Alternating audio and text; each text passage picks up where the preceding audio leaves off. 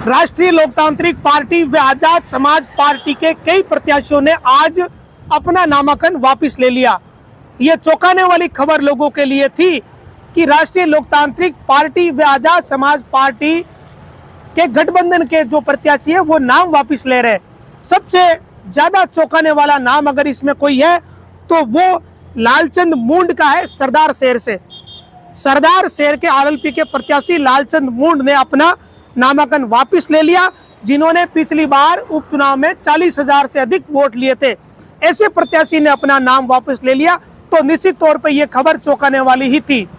अब राजकरण चौधरी के समर्थन में ये नाम वापस लिया गया लालचंद मूंड द्वारा, और राजकरण चौधरी के फेसबुक पेज पर इसकी पोस्ट भी आई है कि आरएलपी के अधिकृत प्रत्याशी लालचंद मूंड ने सरदार शहर के स्वाभिमान की लड़ाई में मुझे समर्थन दिया है और सरदार शहर की जन भावनाओं का सम्मान किया है।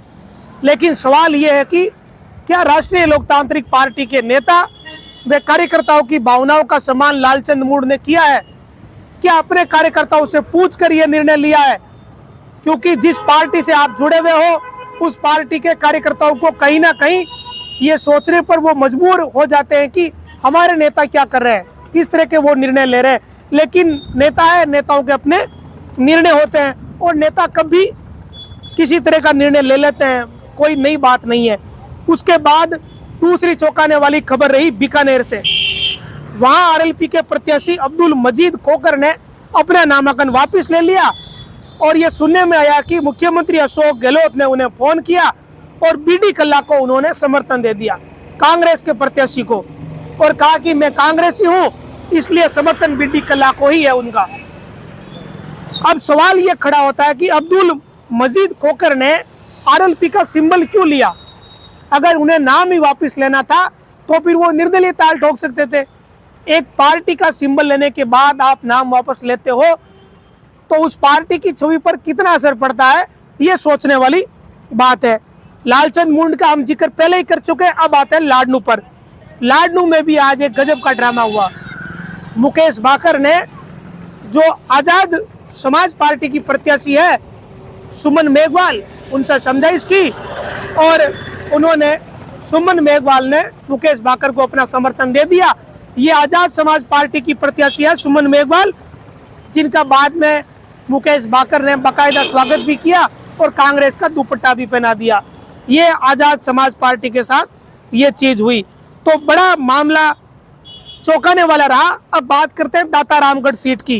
दाता रामगढ़ के आरएलपी के प्रत्याशी ने भी अपना नामांकन वापस ले लिया। आरएलपी के प्रत्याशी महावीर बिजारणिया ने दाता रामगढ़ सीट से नामांकन दाखिल किया था आरएलपी के सिंबल पर, उन्होंने अपना नाम वापस ले लिया। चौंकाने वाली खबर थी उस क्षेत्र के कार्यकर्ताओं के लिए। तो ये हो क्या रहा है राजस्थान की राजनीति में? बड़ी चौंकाने वाली खबरें बीकानेर से निकल कर आई, दूसरी चूरू जिले से निकल कर आई और फिर ये सीकर जिले की खबर भी बड़ी चौंकाने वाली है, दाता रामगढ़ वाली। लेकिन सबसे ज्यादा अगर कहीं चौंकाने वाली खबर थी तो वो लालचंद मूंड वाली थी, सरदार शहर से।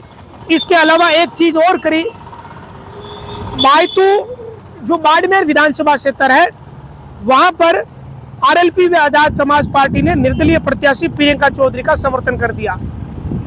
तो राजनीति में पता नहीं क्या हो रहा है, कौन सा नेता क्या कर रहा है, कौन सी पार्टी किस तरह के निर्णय ले रही है, और जिस पार्टी का सिंबल लेकर नेता चुनाव मैदान में आते हैं वो उस पार्टी का हित नहीं देखकर अपना हित देखते हुए नामांकन वापस ले रहे हैं। अजीब चीजें राजस्थान की राजनीति में हो रही है।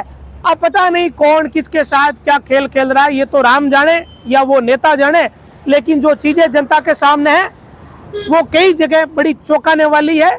इस पर लोग चर्चा करने लगे हैं कि आखिरकार राजस्थान की राजनीति में ये सब क्या हो रहा है। लोग सिंबल लेने के बाद नाम वापस क्यों ले रहे हैं? राष्ट्रीय लोकतांत्रिक पार्टी को लेकर, उनके जो प्रत्याशी है उन्हें लेकर आरएलपी के कार्यकर्ताओं को बड़ी उम्मीदें थी। जो लोग लगातार आरएलपी से जुड़े हुए थे उन्हें लगा कि जिस तरीके से टिकट दिए गए हैं, जो पहली जो 10 नामों की सूची थी उसमें जो टॉप 8 नाम थे उनमें लालचंद मूंड का नाम था, और ऐसा लगा कि जो उम्मीदवार उपचुनाव में 40,000 से अधिक वोट ले चुका है वो कड़ी टक्कर इसमें देगा। लेकिन वो तो मैदान छोड़ के चले गए और स्वाभिमान की लड़ाई से बताया जा रहा है। तो खुद का स्वाभिमान कहाँ चला गया नेताओं का? राष्ट्रीय लोकतांत्रिक पार्टी से आपने सिंबल लिया था, लेकिन नेता है, नेताओं का क्या? कभी नेता किसी पार्टी में होते हैं, कभी किसी पार्टी में, सुबह कहीं जाते हैं, शाम को कहीं जाते हैं, और रात होते कहीं और चले जाते हैं। तो राजस्थान की राजनीति में आज कई चीजें हुई जिसमें कुछ चौंकाने वाली खबरें थी। राष्ट्रीय लोकतांत्रिक पार्टी को लेकर चौंकाने वाली खबरें ये आई है। अब पता नहीं आरएलपी के कार्यकर्ताओं में वो किस तरीके से सोचते होंगे, उनमें कहीं ना कहीं मायूसी छाई होगी कि हमारे नेता हनुमान बेनीवाल ने इन लोगों को टिकट दिया है, लेकिन ये लोग तो मैदान छोड़ के भाग रहे हैं। और कई लोग इसे स्वाभिमान की लड़ाई बता रहे हैं। कई लोग ये कह रहे हैं कि मुख्यमंत्री जी का फोन आ गया। अरे भाई, मुख्यमंत्री जी तो कांग्रेस के हैं, तो फिर आपने आरएलपी का दुपट्टा क्यों पहना? लेकिन नेताओं का क्या कह सकते हैं, राजनीति में कुछ भी हो सकता है। तभी तो कहते हैं कि राजनीति में कोई किसी का दोस्त नहीं, कोई किसी का दुश्मन नहीं। पता नहीं कब कौन पलटी मार जाए और कैसा समय आ जाए। आगे कोई अपडेट रहेगा तो हम आपके साथ जरूर साझा करेंगे।